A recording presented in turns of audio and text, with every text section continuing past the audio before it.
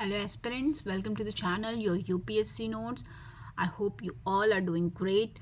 Today I've got this geography topic and the sub part of the geography, human geography. Where under human geography का मैंने one page note ही बनाया है, but this one page note covers entire human geography that is needed for UPSC. तो मैं पूरा तो एक video में नहीं एक्सप्लेन करूँगी क्योंकि मैं एक वन पेज भी पूरे अगर सेम वीडियो में एक्सप्लेन करती हूँ then you all will get lost, तो ज़्यादा हो जाएगा और आपको वीडियो का लेंथ भी बहुत ज़्यादा हो जाएगा. तो I will upload it in try to upload in 2-3 parts video में, शॉर्ट वीडियो में कर देती हूँ so that it's easy for you to retain and remember. So, human geography, first I am taking up the topic factors affecting population distribution. तो population distribution को कौन कौन से फैक्टर्स हैं that impact. So you can write, देखो आप answer जब लिखोगे तो आंसर को स्ट्रक्चरिंग भी ऐसे करनी है. अगर क्वेश्चन आ जाता है what are the factors that affect population distribution, या इसको ना ट्विस्ट करके डिफरेंट तरीके से भी सेम क्वेश्चन पूछ सकता है, या इसका एक सिंपल पार्ट पूछ लेगा कि what are the socio cultural factors that lead to over population और distribution of population in certain region. इस तरह से भी क्वेश्चन यूपीएससी फ्रेम कर सकता है एंड ऑफ कोर्स प्रीलिम्स में तो इसको पूछा ही जा सकता है. So the factors affecting population distribution, so there are 3 factor. The subcategories are geographical factor, economic factor and socio-cultural factors. So you can divide it into 3 parts that affect the population distribution. So let us see what are the geographical factors.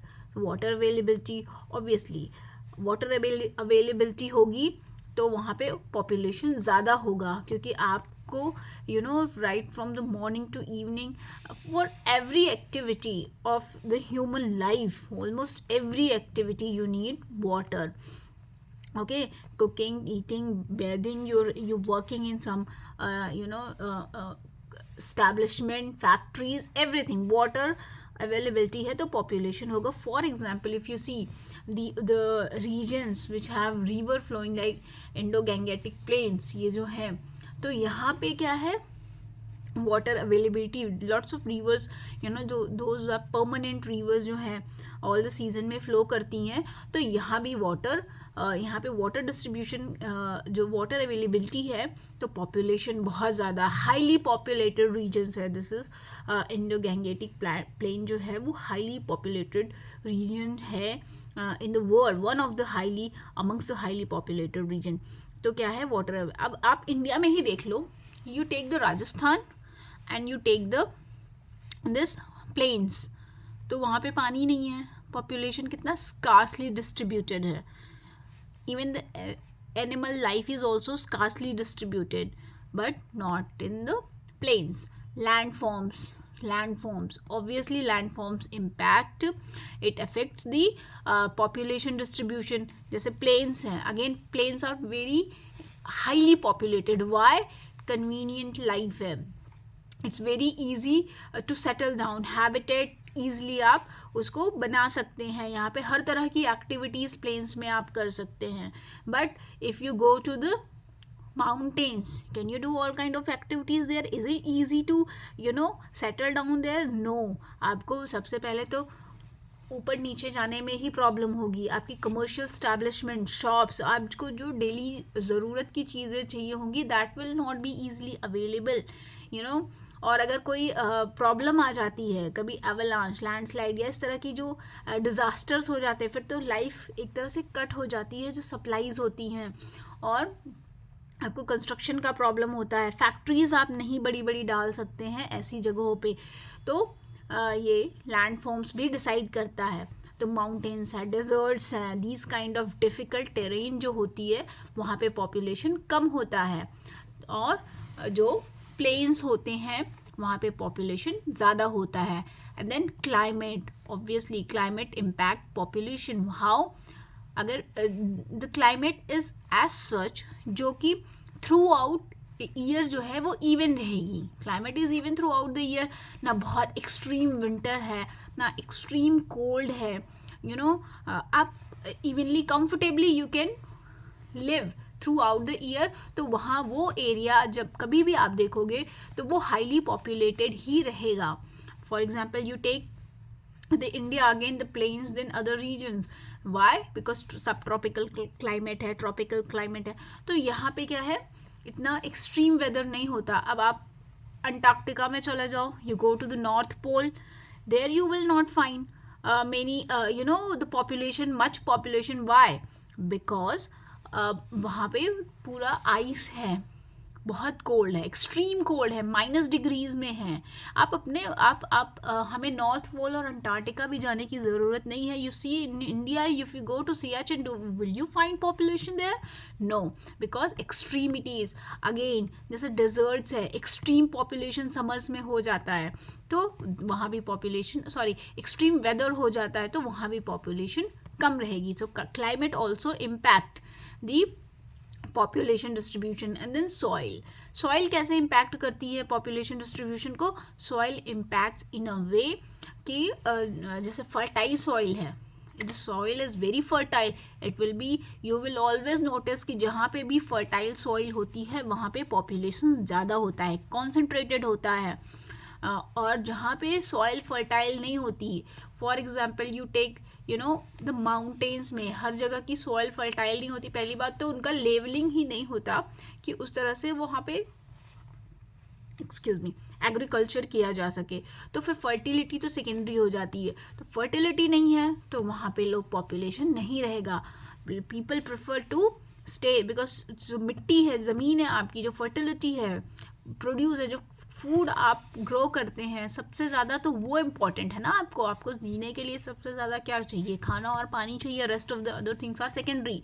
तो इसीलिए जहाँ पे ये सारी चीज़ें, geographical factors जो है, water availability, landforms, climate and soil, if they are good, the population will be highly distributed, concentrated. Otherwise scattered population रहेगी, vice versa केस में.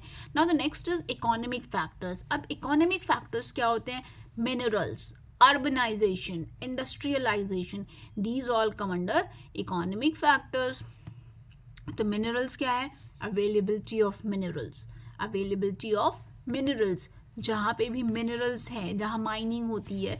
अब बट यू विल सी जहाँ एग्जैक्टली माइनिंग होती है ना, वहाँ पे पॉवर्टी भी होती है.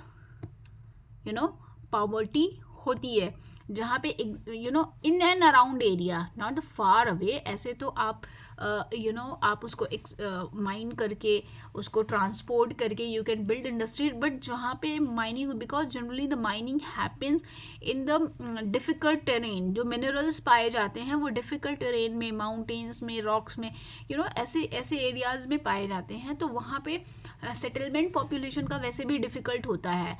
तो फिर इकोनॉमिक फैक्टर्स भी मैटर करते हैं. बट अब वो एग्जैक्ट उस लोकेशन पे इन एंड अराउंड तो पॉपुलेशन स्केर्स रहेगा. But a bit further if you go, then population will be highly concentrated. बहुत हाई डिस्ट्रीब्यूशन ऑफ पॉपुलेशन रहेगा. क्यों रहेगा? क्योंकि जो माइनिंग हो रही है, जो मिनरल्स अवेलेबिलिटी है, उसको आप बहुत ज़्यादा एक्सपोर्ट, मतलब दूर ट्रांसपोर्ट ना करके उसके in and around industries settle होती हैं, तो वहाँ पे पॉपुलेशन ज़्यादा होगा. नाउ द अर्बनाइजेशन में क्या होता है? इकोनॉमिक फैक्टर है. We all know for economic purpose, for economic growth we go to urban cities. तो अर्बनाइजेशन, उससे फर्दर अर्बनाइजेशन होता है. फर्दर अर्बनाइजेशन का मतलब ही है कि वहाँ पॉपुलेशन ग्रो कर रही है. ऑलराइट, अर्बनाइजेशन का मतलब ही हुआ कि पॉपुलेशन इज़ इंक्रीजिंग. तो और जो विलेजेस हैं तो वो डी अर्बनाइज हो रहे हैं. जो रूरल एरियाज़ हैं वहाँ पे डी पॉपुलेट हो रहे हैं, पॉपुलेशन कम हो रहा है क्योंकि वहाँ की पॉपुलेशन अर्बन में मूव कर रही है, अर्बन सेंटर्स में. तो ये भी एक फैक्टर होता है पॉपुलेशन डिस्ट्रीब्यूशन का. अगर अपॉर्चुनिटीज़ अच्छी है अर्बन सेंटर्स में, फैक्ट्रीज़ हैं, work opportunities, are there, then definitely the population will be highly dense. Then industrialization, against the same thing. If if there is any town which is industrial developed, any city, तो आप देखोगे, for example, take some cities of the India. Gujarat, you see in Gujarat you see Surat, you see Bombay, Mumbai, Delhi. These are highly populated centers. Why? Because industrialization है वहाँ पे, तो लोग काम करने आएंगे इंडस्ट्री की वजह से, बट रिजल्ट क्या होगा? पॉपुलेशन इंक्रीज होगा, तो पॉपुलेशन बहुत कॉन्सेंट्रेटेड होगा. The next is socio cultural factors.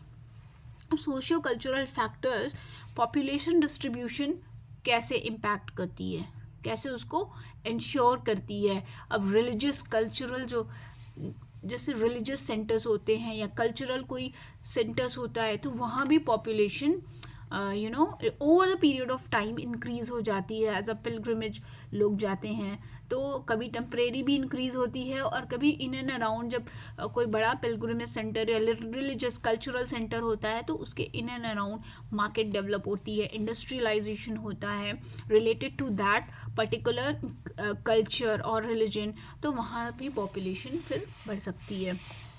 And then political unrest तो ऐसा एक एग्जाम्पल है जिसको एक्सप्लेन करने की ज़रूरत नहीं. हम सभी आज अपने फॉर पास्ट फ्यू ईयर्स और decades we are just observing this, watching this, we have witness to this political unrest से पॉपुलेशन डिस्ट्रीब्यूशन कैसे इम्पैक्ट होता है. Every day you see the newspaper, you get to no.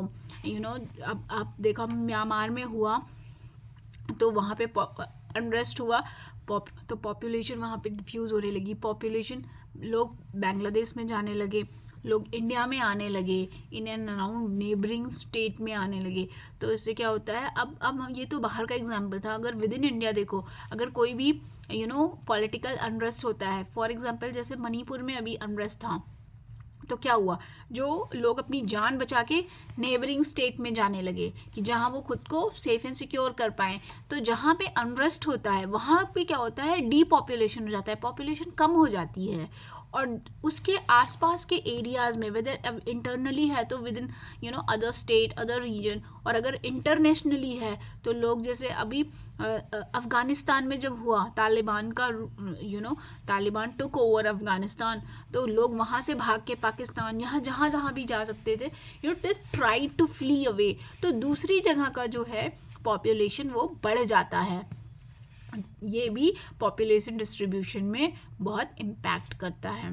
Then social factors population distribution कैसे करती है, कि जैसे बहुत सारे हमारे Indian, if you take the Indian context, Indian context में क्या है कि जैसे we are divided by caste and varna, तो सर्टेन कास्ट विल हैव, उनकी एंट्री नहीं होती, वो उस पर्टिकुलर एरिया में नहीं रह सकते. अगर जैसे ऐसी चीज़ें होती हैं, और रिलीजियसली, धर्म वाइज, कि आप देखोगे certain people from certain religion will be concentrated in a particular region, तो सोशल फैक्टर्स भी होते हैं. या कभी कभी ये डिवीज़न क्लास वाइज होता है, कास्ट वाइज होता है, वर्णा वाइज और क्लास वाइज होता है, जो अल्टीमेटली इकोनॉमिक फैक्टर का कॉन्सिक्वेंस होता है कि हाईली एक certain kind of people in if they are at the same level in terms of education और इनकम, उनको कॉन्सेंट्रेशन एक पर्टिकुलर एरिया में होगा. तो दिस सोशल जो फैक्टर हैं वो भी इम्पैक्ट करते हैं. अब अगर आप जैसे अर्बन सेंटर्स को लें, हमारे जो विलेजेस होते थे ना, वो तो फिर भी एक इक्वालिटी होती थी, एक मतलब आप कह सकते हो हर तरह के लोग वहाँ पे होते थे, बट अर्बन सेंटर्स में भी है. Otherwise who will serve home.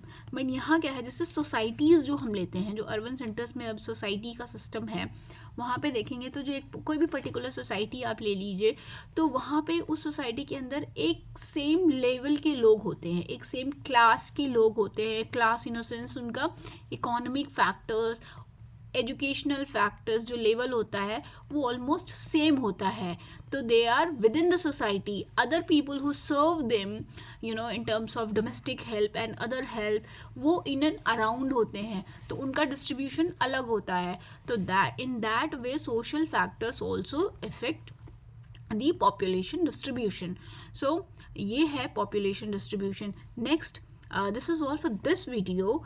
Next I will explain the pillars of the human development, that is also part of human geography. इसीलिए सारा मैंने तो एक ही पेज का नोट बनाया है, बट आपको समझने के लिए इसको मैं 2-3 वीडियो में अपलोड करूँगी ताकि ज़्यादा हैवी ना लगे. वैसे भी ये वीडियो इतना ही एक्सप्लेन करने में लंबा हो गया है. So see you in the next video. Please like, share and subscribe. Bye bye. Love you all.